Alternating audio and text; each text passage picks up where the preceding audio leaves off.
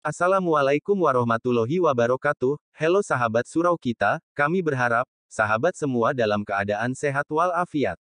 Amin. Pada kesempatan kali ini, channel surau kita akan membahas tentang benarkah syariat harus mengikuti hakikat.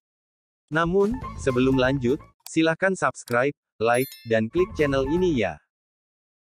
Bolehkan seorang wali melanggar syariat? Inilah pertanyaan yang kerap ditanyakan oleh mereka-mereka yang baru belajar tasawuf. Para ulama sepakat bahwa seorang muslim harus menyelaraskan amalannya dengan syariat, termasuk mereka yang terjun dalam dunia tasawuf. Tidak ada hakikat tanpa syariat. Hakikat tanpa syariat adalah sesat, demikianlah ungkapan dari Habib Novel Al-Idrus. Namun bukan Ar-Razi jika tidak nyeleneh. Akhir-akhir ini, ia melontarkan sebuah pernyataan kontroversial bahwa syariat harus mengikuti hakikat. Ia pun melandaskan dalihnya dengan kisah Nabi Khidir. Berikut pernyataan Buya Ar-Razi yang terbilang aneh tersebut. Mursyid, hakiki ya, mursyid yang wali, mungkin gak melanggar syariat. Nabi Khidir waktu bunuh anak kecil itu langgar syariat. Jelas loh, syariat Nabi Musa. Gimana? Zohirnya nih, melanggar syariat. Syariat ikut hakikat atau hakikat ikut syariat? Maka tidak ada pertentangan syariat dan hakikat, nggak ada. Yang ada syariat mengikuti hukum hakikat, itu kaidahnya. Asy-syari'atu tabi'atun li hukmil haqa'iqi. Tuh kaidahnya. Syariat itu tunduk kepada hukum hakikat. Sontak saja pernyataan tersebut menimbulkan perdebatan. Pertama dari sisi kaedah yang ia lontarkan, jelas mengada-ada. Kedua, terkait kisah Nabi Musa dan Khidir, jelas tidak bisa dibuat dalil untuk membenarkan dalih tersebut. Maka menarik nasihat Gus Baha terkait kisah Nabi Musa dan Khidir tersebut, beliau dengan tegas menyatakan bahwa tindakan Nabi Musa yang menegur Nabi Khidir adalah benar.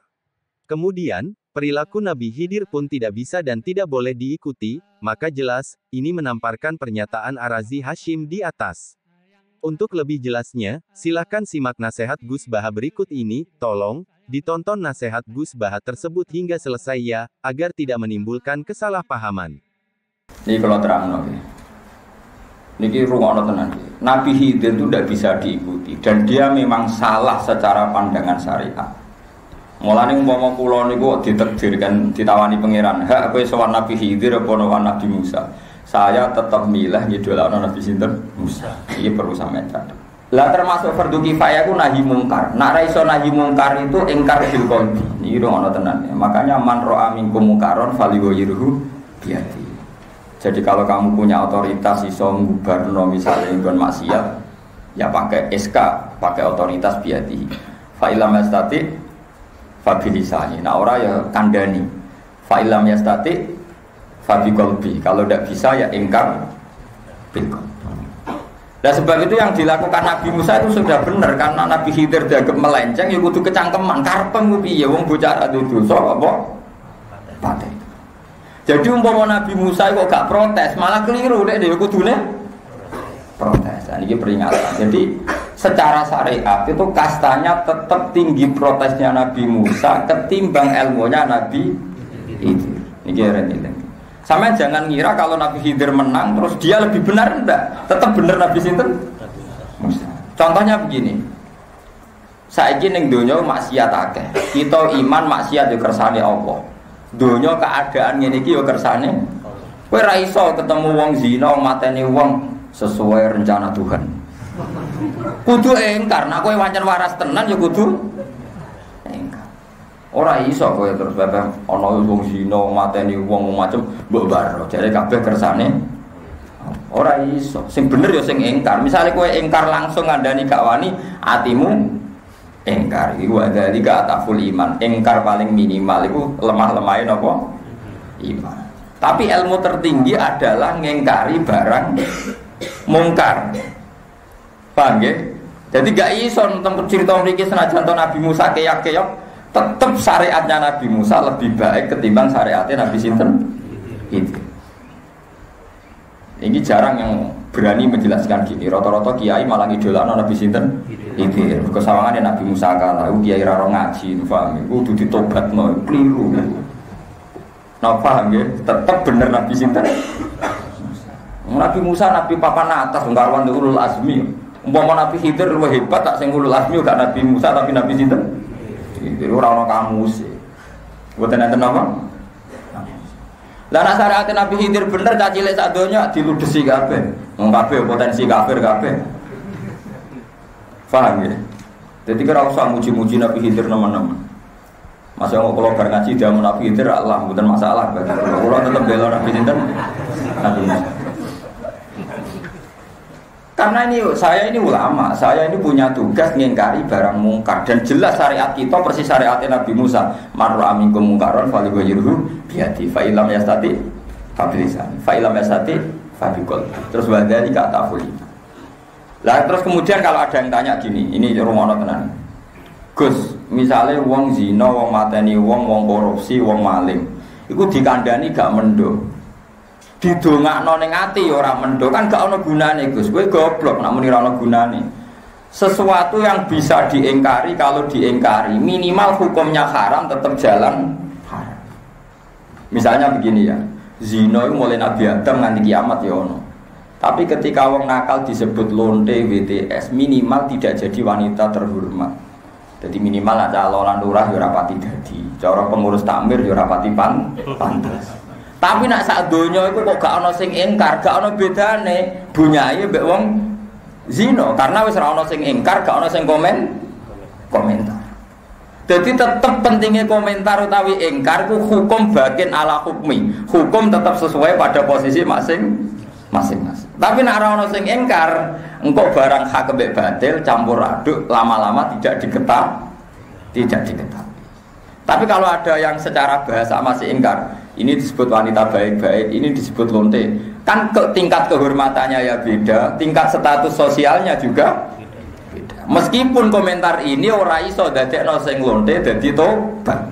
Tapi hukum kan tetep. Padha umpama Nabi Musa gak protes Nabi Khidir, dikira Nabi Khidir membunuh itu sah dan didukung oleh Nabi Musa karena Nabi Musa tidak ingkar. Tak protes tenan Nabi Musa nak menang malah, paham ya? Paham ya? Ayo saiki sing kiai iki dolan Nabi Khidir kudu tobat lewat penjelasan saya ini kudu napa? Tobat. Umpama Nabi Musa gak protes Nabi Khidir berarti dia tidak mengingkari pembunuhan tanpa sebab. Berarti dua nabi ini berkongsi terhadap pembunuhan.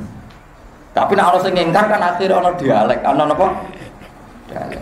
Mergo jare Nabi Khidir mustainceng ning aras dene sampean kafir, dadi apatene cilik ben ra sida kafir. Nabi Musa tetep protes. Kesimpulannya kan, iya Nabi Khidir iso nginceng aras, bagi sing ora nginceng aras ya ora usah melok mateni kan gak mergo ora catetan. Nabi Khidir wani mateni mergo ora catetane, iku ora mesti totok.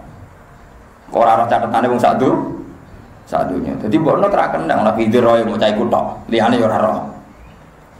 Ini penting kula aturaken, dadi jangan sampai kita iku ora ngingkari barang batil. Nggih mboten ngingkari barang napa?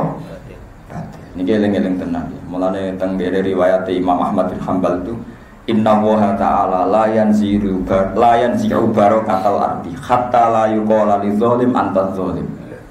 Allah ora bakal nyabut barokah bumi nganti wong dolim ora diomongno napa.